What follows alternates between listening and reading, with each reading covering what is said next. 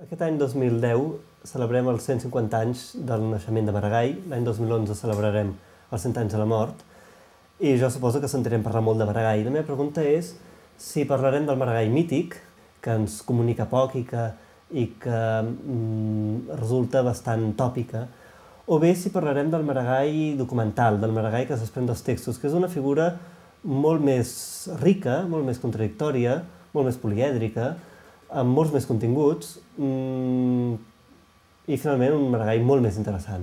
Per entendre els articles motivats per la Setmana Tràgica hem de situar Maragall en el camp de la seva dedicació al periodisme i de la seva actitud intel·lectual.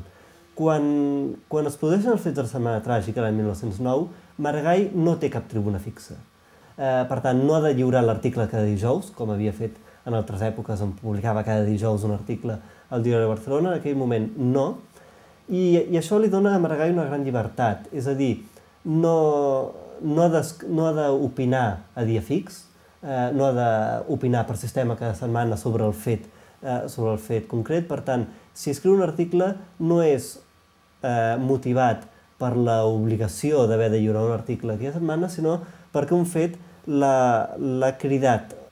Els articles de Maragall sobre la Setmana Tràgica són un capítol molt clar de la manera com la seva obra va ser objecte de censura o de friccions amb els seus editors, amb els responsables de les publicacions periòdiques on publicava, uns problemes que Maragall va patir al llarg de tota la seva trajectòria. Quan Maragall descobreix Nietzsche l'any 1893, va voler compartir la seva descoberta amb els seus lectors amb un article sobre Nietzsche, que hagués estat el primer article sobre Nietzsche publicat a la península Ibèrica amb una certa amplitud. Doncs bé, a Maragall li van censurar aquest article i el va haver de publicar amb pseudònim en una revista perquè el diari on col·laborava no va voler donar a conèixer aquest autor. De manera que Maragall molt sovint va haver d'enfrontar-se amb els seus editors, pactar solucions perquè la seva paraula resultava incòmoda. En el cas concret dels articles sobre la Setmana Tràgica, es produeixen els esdeveniments, el juliol del 1909. Un Torres i Bages dirà que el problema és que aquí s'han enfrontat el bé i el mal. El bé és l'Església, els capellans, la burgesia, etc. I els dolents són els incendiaris. Llavors, l'Església ha estat perseguida, els dolents s'han enfrontat contra els bons. En fa una lectura maniquea de bons i dolents. Una lectura que Maragall el va impactar molt i que en el fons el va indignar moltíssim. D'aquí en surt el primer article de Maragall sobre el tema, l'article A Barcelona. Un article que va poder veure publicat, tot i que sembla que també va ser objecte d'un cert estira i arronsa, però li van publicar l'article, on Maragall el que fa és mirar de diagnosticar què ha passat. No en vol fer una lectura de bons i dolents, perquè per Maragall la pregunta clau no és el bé i el mal. Per Maragall la pregunta clau és la vida o la mort. Si un determinat esdeveniment ens mostra que hi ha vida, que hi ha voluntat de fer alguna cosa, o demostra que ens hem adormit, que no hem estat desperts. Maragall el que constata és que en els incendiaris hi ha vida i que en la burgesia hi ha adormiment i mort. Però la seva paraula no va ser escoltada. I en conseqüència no va ser escoltada i les veus que reclamaven repressió es van imposar.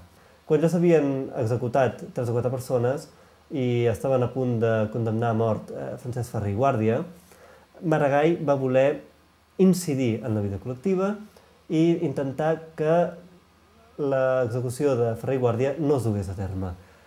Com ho va fer? Escrivint un article, La ciutat del perdó, i que va tractar de publicar a La Veu de Catalunya. Maragall no escrivia en aquell moment regularment a cap lloc i el que farà serà demanar a La Veu de Catalunya que li publiquin l'article que ha fet per demanar l'indult per Ferrer i Guàrdia. Per tant, Maragall intenta publicar l'article no a la premsa obrera on li haguessin publicat l'article l'endemà, perquè és un article que en el fons estava d'acord amb la línia editorial de la premsa obrera, sinó que l'intenta publicar al Diari de la Burgesia. Per què? Perquè el que vol és incidir en una decisió que només pot prendre el govern. Doncs bé, no li van posar l'article.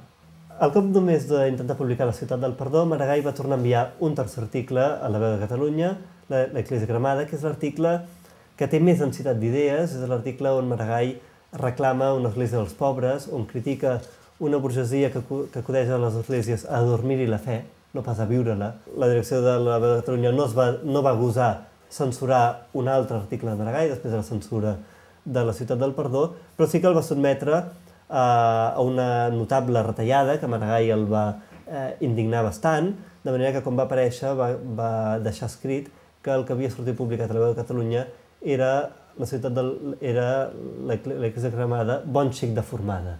És a dir, va voler subratllar que l'article li havien publicat manipulat. A l'edició el que hem fet és partir no pas de les obres completes, d'edicions pòstumes que són còpia de còpies, sinó que hem anat als originals, als testimonis que conservem en vida de l'autor de cadascun dels articles, fent una edició filològica, respectuosa amb la llengua de l'autor, tot i que, òbviament, ortografiada segons els criteris actuals, i el que hem fet és incloure-hi un apèndix gràfic amb els manuscrits conservats dels articles.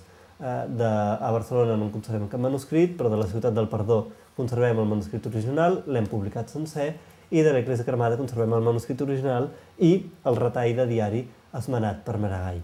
D'aquesta manera donem al lector tota la informació de què disposem perquè sigui el lector qui pugui comprovar quines alteracions va fer Maragall en els seus propis textos.